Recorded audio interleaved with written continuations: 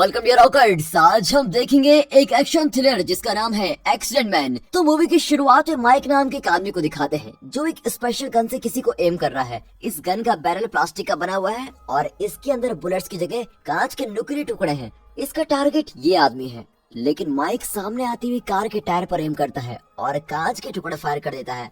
उसके इस calculative shot से कार का कंट्रोल खो जाता है और माइक का टारगेट एक्सीडेंट में मारा जाता है। अब सभी कार ड्राइवर को एक खोने मानते हैं। फिर अपना काम करके माइक जरा स्माइल करके वहाँ से चुपचाप निकल जाता है। तो दोस्तों, कहानी का हीरो एक ऐसा शातिर हिटमैन है जो खून को भी एक्सीडेंट की तरह करने में बिल्कुल स्पेशलिस्ट है। माइक बिगरे नाम के एक रिटायर्ड असासिन के लिए काम करता है और ये बिगरे की टीम का बेस्ट असासिन है। बिगरे की टीम के असासिन का अपना अलग अलग स्टाइल होता है। ये दाढ़ी वाला आदमी है एंग्री बर्ड और ये माइक का फेवरेट असासिन है। ये बहुत ही गुस्से वाला है और इसका स्टाइल भी खून खराबे से भरा होता है, पर आजकल कस्टमर्स इसका स्टाइल पसंद नहीं करते। खैर, अगला है पॉइजन पीटर जो नहाने के नाम से बहुत डरता है, लेकिन पॉइजन से खून करने में बिल्कुल एक्सपर्ट। ये अपने टारगेट के टूथपेस्ट में जहर मिला देता है या फिर उसके सिगार पर जहर लगाकर उसको मार डालता है। और ये दोनों है मैक और मिक जो पहले स्पेशल फोर्स में काम करते थे। ये दोनों इस तरह से खून करते हैं कि वो प्लान्ड मर्डर नहीं लगता बल्कि चोरों का काम लगता है और पुलिस वाले इनके केसेस कभी सॉल्व नहीं कर पाते। और ये है जेन जो कटाना नाम की जापानीज स्वॉर्ड से लड़ने में काफी एक्सपर्ट है। और ये है फ्रेड और ये जरा बूढ़ा असासिन है जिसका स्टाइल बहुत ही सुलझा हुआ लगता है। एक बार इसने अपने द्वारा बनाए गए गैस से एक पूरी टीम को असासिनेट कर दिया था। तब मिल्टन नाम का एक आदमी अंदर आता है। ये बिगरे की ऑर्गेनाइजेशन में एक स्पेशल लिंक है क्योंकि यही कस्टमर से रिक्वेस्ट लेता है और उनकी जरूरतों के अनुसार बिगरे के असासिन को काम देता है। पैसों का लेन देन भी यही आदमी संभालता है। क्योंकि माइक इस ऑर्गेनाइजेशन का बेस्ट असासिन है, इसलिए उसे ज्यादा काम भी मिलता है और वो बढ़िया काम भी करता है। एक बार माइक को एक शराबी को मार डालने का मिशन दिया गया।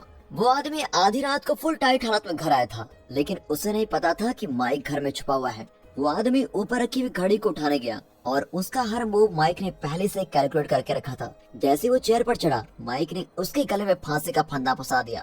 वो आदमी कंफ्यूज होकर पूछने लगा कि तुम्हें क्या चाहिए। तो माइक ने बहुत ही कैजुअली जवाब दिया कि मुझे सिर्फ $25,000 चाहिए जो तुम्हें खत्म करने के बाद मुझे मिलेंगे। ये कहकर उसने नीचे से कुर्सी हटा दी और इससे पता चलता है कि माइक को अच्छे बुरे का कुछ ख्याल नहीं है। वो पैसों के लिए कुछ भी कर सकता है। अपना मिशन पूरा करके उसने एविडेंस के तौर पर एक फोटो खींची और लौट आया। फिर उसे एक रॉक बैंड को खत्म करने का कॉन्ट्रैक्ट मिला।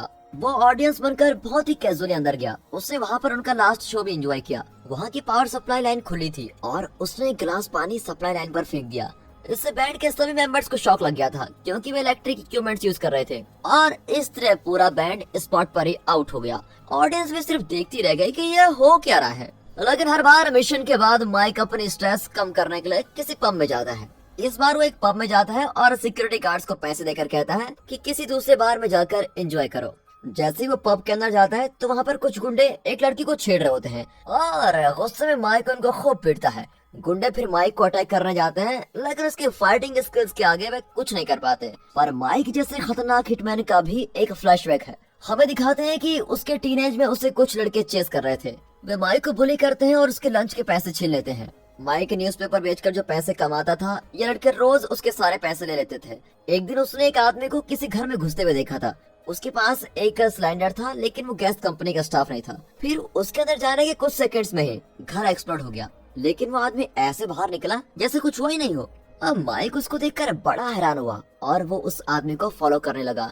कई हफ्ते उस आदमी को फॉलो करके माइक ने पता लगा लिया कि वो एक असासिन है जो पैसों के लिए खून करता है, लेकिन सेटिंग तो ऐसी करता है जिससे वो एक्सीडेंट लगे। वो आदमी और कोई नहीं, बिगरे है। माइक ने बिगरे के सारे कारनामों की एक वीडियो शूट की थी। उसने बिगरे को वीडियो दिखाकर कहा, मुझे भी ये सब सीखना है। मुझे उन पुलिस के लीडर का खून करना है, लेकिन मैं जेल नहीं जाना चाहता। माइक का कॉन्फिडेंस और चालाकी देखकर तो बिगरे ने उसको एक प्रोफेशनल असासिन बनने की ट्रेनिंग दी। उसने माइक को ये भी सिखाया कि अगर तुम खून को एक्सीडेंट की तरह करोगे तो तुम्हें कोई नहीं पकड़ पाएगा। अब ये सीखकर तो माइक एक दिन पुलिस के लीडर के घर गया जब वो घर पर नहीं था। उसने टीवी एंटेने पर एक करेंसी नोट को फिक्स कर दिया था और फिर उसके बिस्तर पर चादरों के बीच छुप गया। जब वो लड़का घर आया तो एंटीने पर वो नोट देखकर वो उसको लेने के लिए ग्रिल पर चढ़ा और तभी अचानक माइक बालकनी में घुस गया और उस लड़के को धक्का दे दिया। वो बेचारा नीचे गिरकर मर गया। फिर अपनी इस हरकत और माइक को बड़ी अजीब सी खुशी महसूस होने लगी। नीचे से बिगरे ये सब कुछ शूट कर रहा था और उसने माइक को बताया कि तुम्हें और प्रैक्टिस की जरूरत है। फिर बिगरे ने उसे गन फायरिंग, डिफेंस स्किल्स वगैरह वगैरह काफी सारी ट्रेनिंग दी। माइक धीरे धीरे सब कुछ सीख गया, लेकिन उसे असैसिनेशन को एक्सीडेंट की तरह करने में बहुत ही इंटरेस्ट था और वो इसको करने में बहुत आनंद उठाता था। इस तरह कई साल ट्रेनिंग के बाद अब माइक इस ऑर्गेनाइजेशन का टॉप क्लास का असासिन बन गया है। अब दिखाते हैं कि एक बार मिल्टन ने माइक को रूट नाम के एक अकाउंटेंट को मारने का कॉन्ट्रैक्ट दिया था और इस टास्क के लिए माइक को दोगुने पैसे भी मिल रहे थे क्योंकि क्लाइंट को बहुत जल्दी थी। अपने इस मिशन के लिए माइक ने अपनी स्पेशल गन यूज की जिसमें बुलेट्स नहीं कांच के टुकड़े थे। माइक रूट को और उसके सामने आती हुई कार को वॉच कर रहा था। वो कार के राइट एंगल पर आने का इंतजार कर रहा था और जैसे ही कार ठीक टाइम पर वहाँ पर पहुंची तो उसने टायर पर फायर किया। इससे टायर का एंगल चेंज हो गया और कार मुड़कर रूट से टकरा गई। मिशन पूरा करने की खुशी में माइक हंसकर वहाँ से निकल पड़ा, पर बेचारा कार ड्राइवर खुद को खूनी मारने लगा और डर के मारे वहाँ से भाग गया। उस रात मिल्टन माइक को एक एड्रेस देता है और कहता है रूट को मारने के लिए क्लाइंट से अपना पेमेंट ले लो। माइक वहाँ जरा लेट पहुँचता है और उस पर दूसरा असासिन हमला करने लगता है। वो आदमी मार्शल आर्ट्स के अटैक्स को ट्राई करता है लेकिन माइक से हार जाता है। माइक उसको चिढ़ाता है कि तुम उस ऊंची बिल्डिंग से मुझ पर शूट कर सकते थे या फिर मेरे आते ही इस एरिया को डायनामाइट से उड़ा सकते थे, लेकिन नहीं, तुमने तो सीधा आकर मुझ पर ही मारना चाहा। अब तुम बेवजह मरने वाले हो। असासिन के नाम पर तुम कलंक हो यार। इस तरह चिढ़ाकर वो उस आदमी की गर्दन तोड़ देता है, फिर उसको घसीटकर प्लेटफॉर्म पर छोड़ देता है और उसकी बाइक उसके पास ही छोड़ देता है ताकि ऐसा लगे कि ये आदमी ओवर स्पीडिंग की वजह से अपना कंट्रोल खो बैठा। फिर प्लेटफॉर्म से इसका सर टकराया और गर्दन टूटकर इसकी मौत हो गई। इस तरह एक एक्सीडेंट की सेटिंग करके माइक अपने घर लौटता है। उसे चार्ली नाम की एक औरत का फोन आता है। वो बताती है कि तुम्हारी गर्लफ्रेंड बेथ मर गई है। माइक और बेथ का ब्रेकअप हो चुका है। बेथ एक एनवायरमेंटल एक्टिविस्ट है जिसकी वजह से कई ऐसी फैक्ट्रियां बंद हो चुकी हैं जो पर्यावरण के लिए हानिकारक थी। माइक बेथ के फ्यूनरल में जाता है। वहाँ चार्ली उसे बताती है कि बेथ के घर में 2 चोर घुस आए और जब बेथ ने उनको रोका तो उन्होंने बेथ को मार डाला। पुलिस ने दोनों चोरों के फिंगरप्रिंट्स निकाल लिए हैं, लेकिन कुछ ही दिन बाद दोनों चोर ड्रग ओवरडोज के कारण मर गए। चार्ली ये भी बताती है कि बेथ प्रेग्नेंट थी और उसके पेट में तुम्हारा बच्चा था। ये सुनकर माइक बेथ के अपार्टमेंट में जाता है और क्राइम सीन को इमेजिन करता है। फिर अपने एक्सपीरियंस से वो पता लगा लेता है कि ये एक प्लांट मर्डर है। फिर माइक पुलिस इन्वेस्टिगेशन की फाइल को देखकर पता लगाता है कि बेथ के खून में स्लीपिंग पिल्स का केमिकल पाया गया था। फाइल में ये भी लिखा है कि उसे एयरप्लेन में जाने से डर लगता है और इसके लिए वो कोई ट्रीटमेंट ले रही थी, लेकिन माइक जानता है कि बेथ को ऐसा कोई डर नहीं था। माइक फिर रियलाइज करता है कि बेथ की मौत एक प्लांट मर्डर है, लेकिन ऐसी सेटिंग की गई है जिससे चोरों का काम लगे। पुलिस को गुमराह करने के लिए 2 ड्रग एडिक्ट्स के फिंगरप्रिंट्स को क्राइम सीन पर जानबूझकर छोड़ दिया गया है। अब माइक को यकीन हो जाता है कि ऐसा काम सिर्फ मिक और मैक ही कर सकते हैं। वो गुस्से में उन दोनों से पूछता है तो वे एक्सेप्ट कर लेते हैं कि यह खून उन दोनों ने मिलकर किया है। वे पूछते हैं कि जैसे तुम पैसों के लिए कुछ भी कर सकते हो, क्या हम नहीं कर सकते? और फिर तुम्हारा और बेथ का तो ब्रेकअप हो चुका है, फिर तुम इतनी टेंशन क्यों ले रहे हो? लेकिन वे नहीं जानते थे कि बेथ प्रेग्नेंट थी। वे माइक से कहते हैं कि एक असासिन को इस तरह इमोशनल नहीं होना चाहिए, तुम टेंशन मत लो और घर जाकर आराम करो। अब उनका एटीट्यूड देखकर माइक बहुत गुस्से में होता है और उन पर अटैक करने लग जाता है। नॉर्मली स्पेशल फोर्सेस वालों से फाइट करना इतना आसान नहीं होता, लेकिन अपने बेहतरीन और पावरफुल अटैक से माइक दोनों को खूब पीटता है। वो दोनों भी कुछ कर नहीं पाते, पर आखिर में माइक अपनी एल्बो मूवमेंट्स और किक से दोनों को हरा देता है। फिर वो चार्ली के पास जाकर कहता है कि बेथ का असैसिनेशन हुआ है। फिर वो चार्ली से बेथ के बारे में इंफॉर्मेशन मांगता है। चार्ली बताती है कि बेथ के पास एक हार्ड ड्राइव है जिसमें पूरी इन्फॉर्मेशन है। वो हार्ड ड्राइव उसके पेरेंट्स के घर में है। तब एंग्री बर्ड वहाँ आता है और लगता है उसे चार्ली को मारने का ऑर्डर मिला है। जब एंग्री बर्ड को गुस्सा आता है तो वो अपनी कुल्हाड़ी से हर तरफ काटने लगता है, पर वो अपना गुस्सा दिखाने में इतना मग्न होता है कि मौका पाकर चार्ली उसके कंधे पर चाकू मार देती है। लेकिन एंग्री बर्ड अपनी पूरी ताकत लगाता है और उसको धक्का दे देता है। फिर वो अपने कंधे से चाकू निकालकर माइक पर अटैक करने जाता है, लेकिन माइक उसको धक्का देकर उसके ऊपर ही गिर जाता है। एंग्री बर्ड जमीन पर पड़ी हुई अपनी कुल्हाड़ी पर गिरा होता है। फिर मरने से पहले एंग्री बर्ड बताता है कि उसे मिल्टन ने चार्ली का खून करने के लिए भेजा था।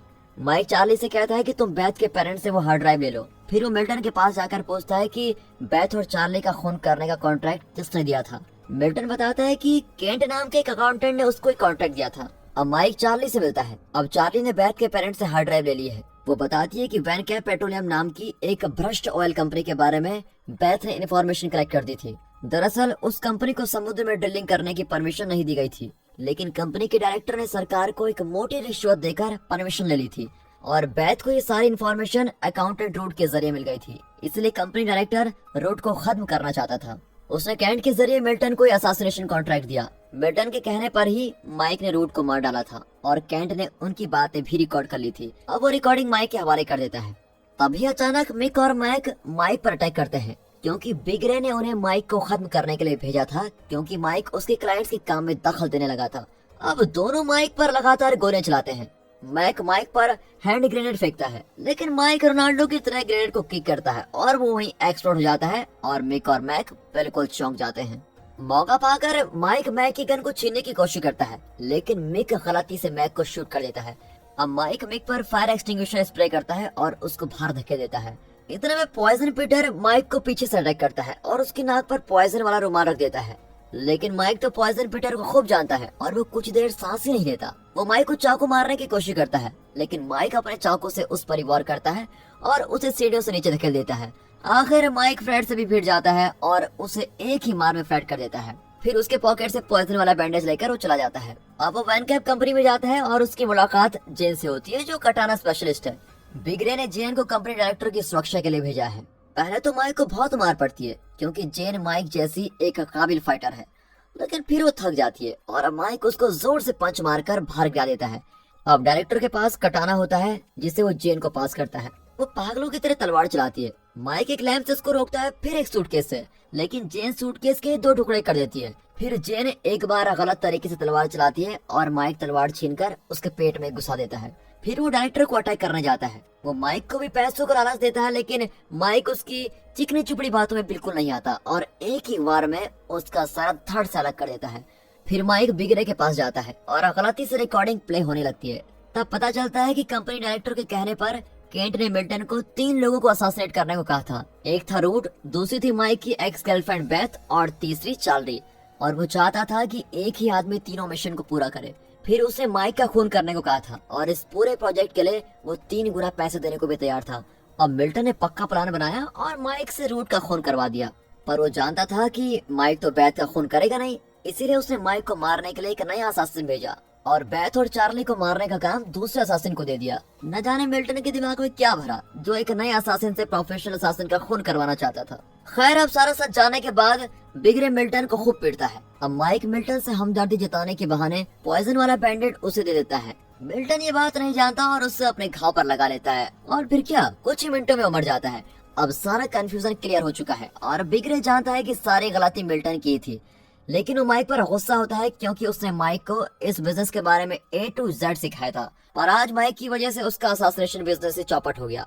फिर वो भी माइक को जाने देता है, पर कहता है कि आइंदा मुझे अपना मुंह भी मत दिखाना। और दोस्तों, इसी के साथ ये मूवी यहाँ पर खत्म हो चुकी है।